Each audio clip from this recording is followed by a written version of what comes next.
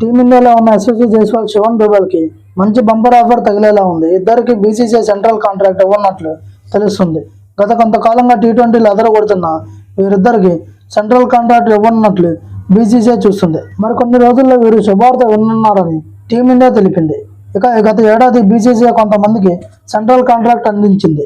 ఇక 2023-24 BCCI central contract జాబితాలో శివన్ దుబే, యశస్వి జైస్వాల్ చేరవచ్చని తెలుస్తుంది. ప్రస్తుతం స్వదేశంలో ఆఫ్ఘనిస్తాన్తో జరుగుతున్న సిరీస్లో యశస్వి జైస్వాల్, శివన్ దుబే ఆకాశం అద్దెగా చెలరేగిపోయి ఆడుతున్నారు. మరి ముఖ్యంగా శివన్ దుబే మంచి ఫామ్లో కొనసాగుతున్నాడు. ఆఫ్ఘనిస్తాన్తో జరిగిన మ్యాచ్లో 2 హాఫ్ సెంచరీలు సాధించాడు. అలాగే 3 వికెట్లు తీసి కీలక పాత్ర పోషించాడు. ఇక గత ఏడాది ఐర్లాండ్ టూర్లో 3 ఏళ్ల తర్వాత టీమిండియాలోకి రీఎంట్రీ ఇచ్చిన శివన్ దుబే చాలా బాగా రాణించాడు. ఇక ఇంతకుముందు ఐపీఎల్ అనే శివన్ దుబే అద్భుతంగా రాణించాడు. ఇక శివం బౌలింగ్లోనూ కొంచెం మెరుగు రాణిస్తే హార్దిక్ పాండ్యాకు ప్రత్యామ్నాయంగా మారనున్నాడని విశ్లేషకులు తెలిపారు. ఇక యశస్వి జైస్వాల్ అరంగేట్రం నాటి నుంచి టీ20 టెస్టులను అద్భుతంగా రాణిస్తున్నాడు.